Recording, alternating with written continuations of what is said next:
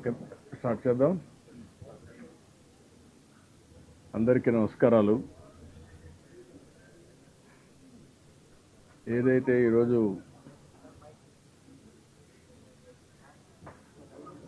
పెద్ద ఎత్తున పడినటువంటి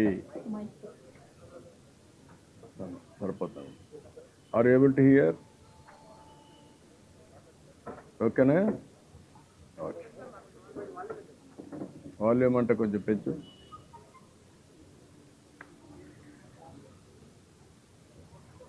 ఓకే అండి.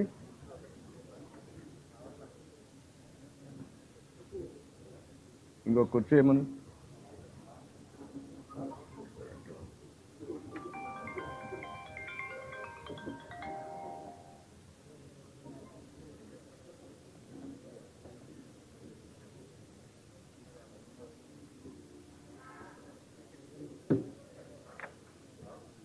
ఓకే, అందరికీ నమస్కారాలు. ఇంత మునుపు సాయంత్రం కూడా మీకు బ్రీఫ్ చేశాను. తర్వాత నేను నేరుగా ఇక్కడ సింగ్ నగర్కి వచ్చాను.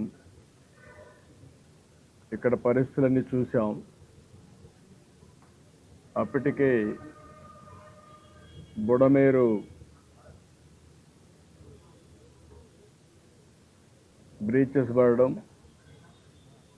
ఆ బ్రీచెస్ వల్ల ఆ నీళ్లు కూడా విజయవాడ మీదకి వచ్చే పరిస్థితికి వచ్చింది.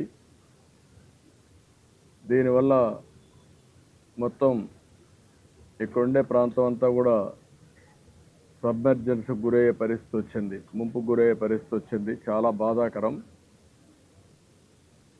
ఏదైతే ఒక పక్కన వర్షాలు ఎక్కువ పడడం, ఇటీవల కాలంలో ఎప్పుడు కూడా ఇంత వర్షం పడలేదు, అంత వర్షం పడింది. ఒకసారి మన చరిత్రలో చూస్తే ఇంత పెద్ద ఇన్ఫ్లోస్ ఒక్కసారి 1998లో వచ్చాయి. తర్వాత ఇప్పుడు వచ్చింది. 1998లో 9,24,000 క్యూసెక్స్ డిశ్చార్జ్ అయింది. యాజ్ ఆన్ నౌ 9 గంటలకి 9,70,000 క్యూసెక్స్ ఆఫ్ వాటర్ డిశ్చార్జ్ అయింది. అప్పటికంటే ఇప్పుడు దగ్గర దగ్గర 50,000 క్యూసెక్స్ ఆఫ్ వాటర్ ఎక్కువ వచ్చింది. ఇది ఇంకా పెరిగే అవకాశం కూడా కనపడుస్తూ ఉంది. ఈరోజు మనం చూసినప్పుడు అన్ని రిజర్వాయర్లు ఫుల్ అయినాయి. అదే సమయంలో ఈరోజు ఊహించిన విధంగా ఈ తుఫాన్ రావడం, ఈ తుఫాన్ వల్ల ఏవైతే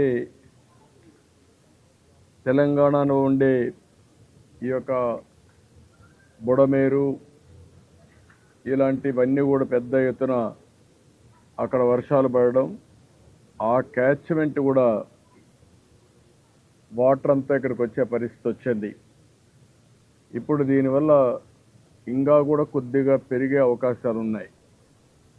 ఇప్పటికే కొన్ని ప్రాంతాలు బాగా ప్రమాదంగా తయారయ్యే పరిస్థితి వచ్చింది. ఇప్పటికే మనం ఒక పక్క చూస్తే ఏదైతే సింగ్ నగర్తో తోడుగా కృష్ణ లంకలో కూడా కొన్ని నీళ్లు వచ్చే పరిస్థితి వచ్చింది. ఇది కాకుండా ఇబ్రహీంపట్నంలో కూడా కొన్ని నీళ్లు వచ్చే పరిస్థితికి వచ్చింది.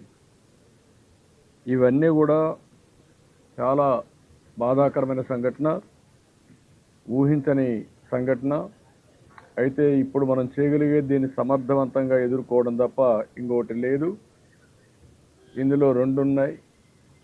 ఒక పక్క అకాల వర్షాలు, కుంభవృష్టిగా వర్షం పడడం. ఇక్కడ గుంటూరు, విజయవాడలో చరిత్రలో ఎప్పుడూ పడని విధంగా 20 నుంచి 35 సెంటీమీటర్ల వర్షపాతం పడింది. దీనికి తగినట్టు మొత్తం నాగార్జున సాగర్ కానీ, శ్రీశైలం నుంచి నాగార్జున సాగర్, పులిచింతల నీళ్లు విపరీతంగా వస్తున్నాయి. దానికి తోడుగా ఈ మున్నేరు, బుడమేరు ఇవన్నీ కూడా పెద్ద ఎత్తున నీళ్లు వచ్చాయి. అన్నీ కలిపి ఈరోజు ఈ ప్రమాదం వచ్చింది. రెండోది, బుడమేరుకి ఏదైతే నేరుగా కొల్లేరుకు పోయే దీంట్లో సరిగా మెయింటైన్ చేయకుండా పోవడం, మెయింటైన్ చేయకుండా పోయి కొన్ని బ్రీచెస్ పడడం, ఆ బ్రీచెస్లో కొల్లేరుకు పోవలసిన నీళ్లు నేరుగా ఈరోజు కృష్ణ ఏదైతే ఈ దీని మీద సిటీకి రావడం, ఇవన్నీ కూడా సింగనగర్కి రావడం, దీనివల్ల దగ్గర దగ్గర 16 వార్డులు సింగనగర్లో దెబ్బతినే పరిస్థితికి వచ్చింది. ఈ 16 వార్డుల్లో కూడా మనం ఒకసారి చూస్తే దగ్గర దగ్గర 2,76,145 మంది ఇక్కడ ప్రజలు ఉండే అవకాశం ఉంది. అంటే ఇక్కడ 2,76,000 మంది ఉన్నారు. ఇంకొక పక్కన ఇప్పుడు నేను చెప్పినట్టు కృష్ణలంక, భూపేష్ నగర్లో కూడా కొంతమంది ఉన్నారు. అదే కాకుండా ఇబ్రహీంపట్నంలో కూడా కొంతమంది అక్కడ కూడా సబ్మెర్జ్ అయ్యే పరిస్థితి వచ్చింది. ఇవన్నీ కూడా చాలా పెద్ద ఎత్తున డ్యామేజ్ జరిగే పరిస్థితి వచ్చింది. ఒక పక్కన మానవ తప్పిదం. ఆనాటి 5 సంవత్సరాల్లో ప్రభుత్వం సక్రమంగా మెయింటైన్ చేసుంటే, ఆ బ్రీచ్ లేకుండా చేసుంటే ఇప్పుడు ఆ నీళ్లు ఈ యొక్క సింగనగర్కి వచ్చే పరిస్థితి వచ్చేది కాదు. దానివల్ల ఇది కొంతవరకు ప్రొటెక్షన్ ఉండేది. దీనికి అదనంగా చరిత్రలో ఎప్పుడూ పడని వర్షాలు పడడం, ఎప్పుడూ రానని నీళ్లు రావడం, దీనివల్ల కూడా 9,70,000 క్యూసెక్స్ ఆఫ్ వాటర్ అనేది ఒక చరిత్ర. అని నీళ్ళు వచ్చే కొందికి ఎక్కడికక్కడ వీక్గా ఉండేది ఎక్కడ, లేకపోతే ఓవర్ఫ్లో కావడం, సబ్మెర్జెన్స్ ఎక్కడ కొంత పల్లపు ప్రాంతాలుంటే సబ్మెర్జెన్స్ కావడం, ఇవన్నీ అయ్యే పరిస్థితికి వచ్చింది. నేను ఇక్కడికి వచ్చినప్పుడు, సింగనగర్కి వచ్చినప్పుడు నేను బోట్లో వెళ్ళాను, లోపలికి వెళ్ళాను, వాళ్ళ కష్టాలు చూశాను. ఆ కష్టాలు చూసిన తర్వాత నాకు అనిపించింది ఇక్కడి నుంచి పోవడం కరెక్ట్ కాదు. ఇక్కడే ఉండి మళ్ళీ వాళ్ళకు న్యాయం జరిగిన తర్వాత వాళ్ళలో ఒక నమ్మకం కలిగించి నేను ఇక్కడి నుంచి వెళ్ళాలనే ఉద్దేశంతోనే నేరుగా కలెక్టరేట్కి వచ్చాను. ఈరోజు రేపు నేను ఇక్కడనే ఉంటా. ఇక్కడి నుంచే నేను వస్తానే హోమ్ మినిస్టర్తో కూడా మాట్లాడాను, అమిత్ షా గారితో మాట్లాడాను, మొత్తం సిచ్యువేషన్ అంతా బ్రీఫ్ చేశాను. ఇమ్మీడియట్గా ఆయన హోమ్ సెక్రటరీకి ఆదేశాలు ఇచ్చారు. 10 ఎన్డీఆర్ఎఫ్ టీములు పంపిస్తున్నారు. 10 ఎన్డీఆర్ఎఫ్ టీములు వస్తున్నాయి. ఈరోజు కొన్ని అయితే మిడ్ నైట్కి వస్తాయి. ఒక 4 బోట్లు వస్తాయి. దగ్గర దగ్గర 4 కలిపి ఇంకొక పక్కన రేపు 6 టీములు వస్తున్నాయి. అన్నీ కలిపి మనం చూస్తే ఒక 40 బోట్లని, ఒక 10 ఎన్డీఆర్ఎఫ్ టీములు పంపిస్తున్నారు. ఇవి కాకుండా ఒక 6 హెలికాప్టర్లు పంపిస్తున్నారు. ఒకవేళ హెలికాప్టర్లు కూడా వస్తే ఎక్కడికక్కడ ఎయిర్ లిఫ్టింగ్ చేయడం, ఫుడ్ ఇవన్నీ చేయడం. రెండోది ఎవరన్నా ఎవాక్యువేషన్ చేయాల్సి వస్తే అర్జెంట్ అయితే వాళ్ళని కూడా తీసుకొచ్చి సురక్షితమైన ప్రాంతాల్లో పెట్టడానికి ఉపయోగపడుతుంది. ఇది కేంద్రం నుంచి మనం అడిగిన వెంటనే వాళ్ళు ఈ సహాయం చేసే పరిస్థితికి వచ్చారు. ఇదే సమయంలో మీరు ఒకసారి చూస్తే దీన్ని ఏదైతే ఒక వార్ ఫుట్టింగ్లో చేస్తే తప్ప ఈ సమస్య పరిష్కారం కాదు. ఈరోజైతే మధ్యాహ్నం నుంచి చాలా అవస్థపడుతున్నారు నీళ్ళు వచ్చిన తర్వాత. కానీ రాత్రి అయింది. నేను వచ్చిన తర్వాత హోటల్ అసోసియేషన్స్ అందరిని పిలిచాం. అదే మరిగా ఏదైతే అన్నా క్యాంటీన్లో ప్రిపేర్ చేస్తే వాళ్ళని కూడా పిలిపించాం. అదే సమయంలో కలెక్టర్ గారు కొంత ఆదేశాలు ఇచ్చి కొంత ఫుడ్ ప్రిపేర్ చేశారు. ఇప్పుడు మన దగ్గరుండే బోట్లన్నీ కూడా కొన్ని పవర్ బోట్లు ఉన్నాయి, కొన్ని మాన్యువల్ బోట్లు ఉన్నాయి. ఇప్పుడు రాత్రికంతా తీసుకుని ప్రతి ఒక్కరికి ఫుడ్ పాకెట్స్ అందించడం, మంచినీళ్ళు అందించడం, ఒక 1/2 లీటర్ మిల్క్ అందించడం, క్యాండిల్స్ కానీ అదే మరి కొన్ని బిస్కెట్స్ కానీ ఇవన్నీ కూడా అందించడానికి సిద్ధం చేశాం. ఇప్పుడు అన్నీ సిద్ధం చేసి వెహికల్స్ పంపించి ఇవన్నీ కూడా సుజావుగా వారికి జరిగే విధంగా చేరే విధంగా ఆలోచిస్తున్నాం.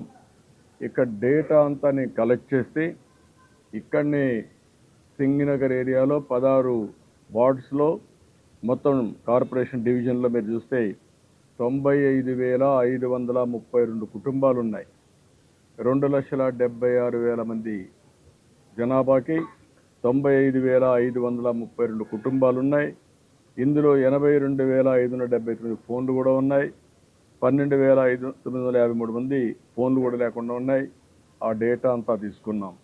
ఆ డేటా అంతా తీసుకుని మొత్తం రాష్ట్రంలో ఉండే ఆఫీసర్స్ అందరినీ కూడా రమ్మన్నాను. ఒక ఎమర్జెన్సీ ఉన్నప్పుడు ప్రత్యేకంగా ప్రతి ఒక్కరు ఇక్కడ పనిచేయాల్సిన అవసరం ఉంది. ఆ పనిచేయడం కోసం దగ్గర మాకు 16 డివిజన్స్ ఉన్నాయి, 77 సచివాలయాలు ఉన్నాయి.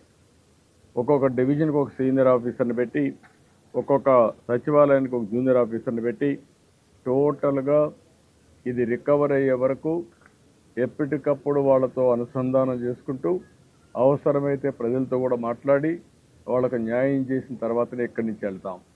దానికోసం ఒక కార్యక్రమాన్ని తయారు చేశాను. ఇది అవుతానే అందరితో కూడా మేము కూర్చుంటున్నాం.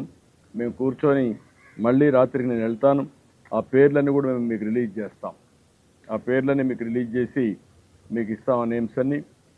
దానికంటే ముఖ్యంగా ఈరోజు ఒక ప్రధానమైన బాధ్యతగా తీసుకున్నాం.